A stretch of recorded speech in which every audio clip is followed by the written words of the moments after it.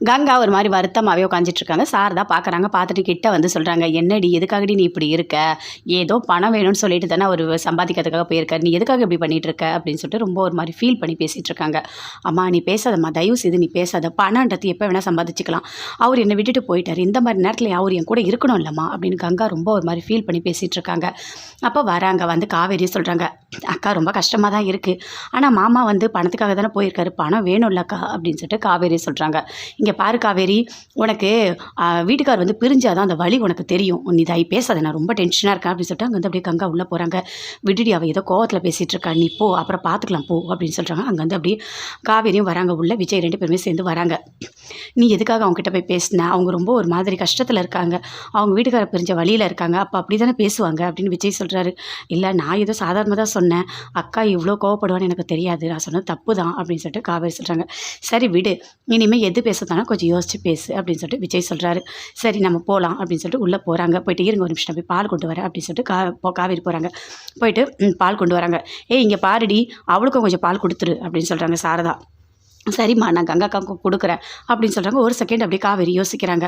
அம்மா நீயே போய் பால் கொடுத்துருமா, நான் போகலம்மா, ஏன்டி இப்படி பேசிகிட்டு இருக்க அப்படின்னு சொல்லிட்டு சாரதா கேட்குறாங்க. இல்லைம்மா, அதுக்காக நான் சொல்லலை, அக்கா வந்து என் மேலே கொஞ்சம் கோபமாக இருக்காங்க, அதனால் நான் பால் கொடுத்தா வேணான்னு சொல்லிட்டா, அக்கா வயிற்றில் குழந்தை இருக்குது, கண்டிப்பாக பால் குடிச்சே ஆகும், நீயே போய் கொடுமா அப்படின்னு சொல்லிட்டு காவேரி சொல்கிறாங்க.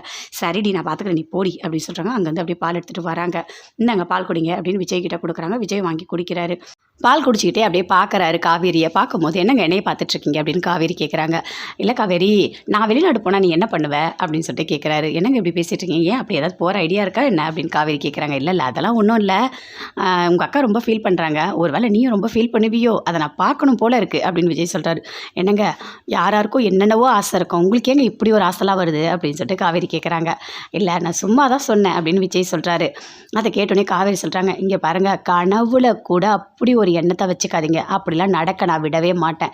எனக்கு பணம்ன்றதே வேண்டாம், நீங்கள் மட்டும் எனக்கு போதும். எல்லாமே வாழ்க்கையில் ஒரு முழம் நீங்கள் மல்லிப்பூ வாங்கி கொடுத்தா கூட அதில் நான் சந்தோஷமாக வாழ்வேன்.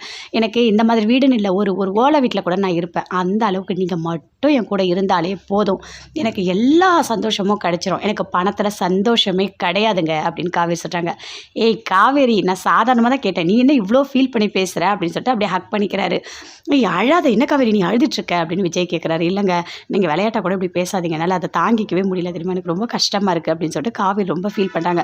ஐயோ காவேரி, நீ அழாத, நான் சும்மா தான் நான் கேட்டேன் அப்படின்னு விஜய் சொல்கிறாரு. சரி சரி, உன்னை பற்றி எனக்கு நல்லாவே தெரியும், என் பொண்டாட்டி தங்கமானவ, பணத்துக்கு ஆசைப்படவே மாட்டா, அவளுக்கு நான் மட்டும் போதும் சரியா அப்படின்னு சொல்லிட்டு விஜய் பேசிகிட்டு இருக்காரு. அப்படியே ஒரு மாதிரி கங்கா அங்கேருந்து வராங்க. வந்த உடனே அப்படியே ஒரு மாதிரி ஃபீல் பண்ணிக்கிட்டே இருக்காங்க. என்னடி, நீ வேணா குமரனுக்கு ஃபோன் பண்ணி பேசு அப்படின்னு பாட்டி சொல்கிறாங்க.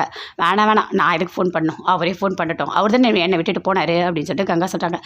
என்னடி புருஷங்கிட்ட போயிட்டு இந்த மாதிரிலாம் பண்ணிகிட்டு இருக்க, நீ உன் புருஷன் தானே, நீ பேசினா அவர் பேசினா உனக்கு தோணுச்சுன்னா நீ பேசு அப்படின்னு சொல்கிறாங்க. அவள் அப்படிதாம்மா, அவளை விட்டு கொடுத்தே பேச மாட்டா, அவள் ஏன்னா இப்படி இருக்காளோ தெரியல அப்படின்னு சாரதா ஒரு மாதிரி அப்படி ஃபீல் பண்ணி பேசிகிட்டு இருக்காங்க.